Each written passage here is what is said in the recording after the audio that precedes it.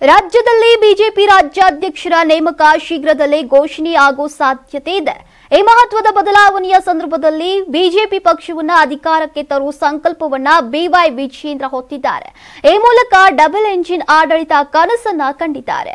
ಮೈಸೂರಿನಲ್ಲಿ ಪ್ರಧಾನಿ ಮೋದಿ ನೇತೃತ್ವದ ಎನ್ಡಿಎ ಸರ್ಕಾರಕ್ಕೆ 11 ವರ್ಷ ತುಂಬಿದ ಹಿನ್ನೆಲೆಯಲ್ಲಿ ಮೈಸೂರಿನಲ್ಲಿ ಬಿಜೆಪಿ ಸಮಾವೇಶವನ್ನ ನಡೆದಿದೆ. ಈ ವೇಳೆ ಮಾತನಾಡಿದಂತಹ ಅವರು ರಾಜ್ಯದಲ್ಲಿ ಬಿಜೆಪಿಯನ್ನ ಮತ್ತೊಮ್ಮೆ ಅಧಿಕಾರಕ್ಕೆ ತರುವವರೆಗೂ ವಿರಮಿಸುವುದಿಲ್ಲ ಅಂತ ಪ್ರತಿಜ್ಞೆಯನ್ನ ಮಾಡಿದ್ದಾರೆ. ಈ ಹಳೆ ಮೈಸೂರು ಭಾಗದಲ್ಲಿ ಪಕ್ಷದ ಅಧಿಕ ಸ್ಥಾನಗಳ ಗೆಲುವಿಗಾಗಿ ಈಗಿನಿಂದಲೇ ಸವಾಲುಗಳನ್ನು ಸ್ವೀಕರಿಸಿದ್ದೇನೆ. ಅದರಂತೆ ಸ್ಥಳೀಯ ಜಿಲ್ಲಾ ಮತ್ತು ತಾಲೂಕು ಪಂಚಾಯತ್ ಚುನಾವಣೆಗಳಲ್ಲಿ ಬಿಜೆಪಿ ವಿಜಯವಾಗಲಿದೆ ಅಂತ ವಿಶ್ವಾಸವನ್ನ ವ್ಯಕ್ತಪಡಿಸಿದ್ದಾರೆ. ಬಿಜೆಪಿಯ ರಾಜ್ಯಾಧ್ಯಕ್ಷನಾಗಿ ಕಳೆದ 1.5 ವರ್ಷದಿಂದ ಪಕ್ಷಕ್ಕಾಗಿ ಹೋರಾಟವನ್ನ ನಡೆಸಿದ್ದೇನೆ. ನನ್ನ ಕಾರ್ಯವೈಖರಿ ನಮ್ಮ ಪಕ್ಷದ ಹೈಕಮಾಂಡ್ ನಾಯಕರು ಹಾಗೂ ಕಾರ್ಯಕರ್ತರಿಗೆ ತೃಪ್ತಿ ನೀಡಿದೆ. ಹೀಗಾಗಿ ನನ್ನನ್ನ ಬದಲಾಯಿಸುವ ಚಿಂತನೆ ಇಲ್ಲ. ಪಕ್ಷದ ರಾಜ್ಯಾಧ್ಯಕ್ಷನಾಗಿ ನನ್ನನ್ನೇ ಕಂಟಿನ್ಯೂ ಮಾಡೋಕೆ ವಿಶ್ವಾಸ ನನಗಿದೆ. ಆದ್ರೆ ಹೈಕಮಾಂಡ್ ಯಾವುದೇ ನಿರ್ಧಾರವನ್ನ ಮಾಡಿದ್ರು ಅದಕ್ಕೆ ನಾನು ಬದ್ಧರಾಗ್ತೇನೆ ಅಂತ ಹೇಳಿದ್ದಾರೆ. ರಾಜ್ಯದಲ್ಲಿ ಈಗಲೇ ವಿಧಾನಸಭೆ ಚುನಾವಣೆ ನಡೆದ್ರು ಬಿಜೆಪಿ 130 ಸ್ಥಾನವನ್ನ ಗೆದ್ದು ಅಧಿಕಾರಕ್ಕೆ ಬರ್ತಾ ಇದೆ ಅಂತ ತಿಳಿಸಿದ್ದಾರೆ. ಈಗಾಗಲೇ ಡಿಸಿಎಂ ಡಿಕೆ ಶಿವಕುಮಾರ್ ಅವರು ಸಿಎಂ ಸ್ಥಾನದ ಸ್ಪರ್ಧೆಯಿಂದ ಹೊರಬಂದಿದ್ದಾರೆ ಅಂತ ಸುಳಿವನ್ನ ನೀಡಿದ್ದಾರೆ. ಆದ್ರೂ ಕಾಂಗ್ರೆಸ್ ಹೈಕಮಾಂಡ್ ಮುಖ್ಯಮಂತ್ರಿ ಸಿದ್ದರಾಮಯ್ಯ ಅವರ ರಾಜೀನಾಮೆ ಪಡೆಯೋಕೆ ಮನಸ್ಸು ಮಾಡಿದೆ.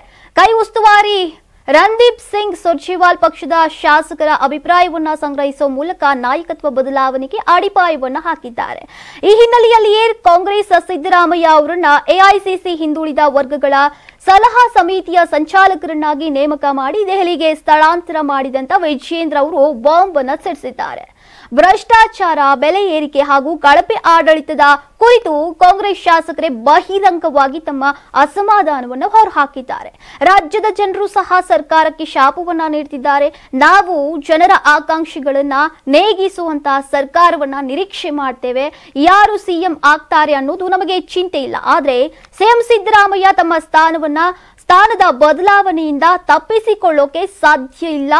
ಅಲ್ಲದೆ ಮುಂಬರುವಂತಹ 2 ತಿಂಗಳಲ್ಲಿ ರಾಜೀನಾಮೆ ನೀಡಬೇಕಾಗತ್ತೆ ಅಂತ ಭವಿಷ್ಯವನ್ನ ನುಡಿದಿದ್ದಾರೆ. ವಿಜಯೇಂದ್ರ ಹೇಳಿರುವಂತೆಯೇ ರಾಜ್ಯ ಕಾಂಗ್ರೆಸ್ ಪಕ್ಷದಲ್ಲಿ ಹಲವು ರಹಸ್ಯ ಬೆಳವಣಿಗೆಗಳು ಮುಂದುವರೆದಿದೆ. ಈ ಮೂಲಕ ಸಚಿವ ಕೆಎನ್ ರಾಜಣ್ಣ ಹೇಳಿರುವಂತೆ ಸೆಪ್ಟೆಂಬರ್ ಕ್ರಾಂತಿಯಾಗಲಿದೆಯಾ ಎಂಬ ಚರ್ಚೆ ಮತ್ತೆ ಮುನ್ನೆಲೆಗೆ ಬರುವಂತಾಗಿದೆ.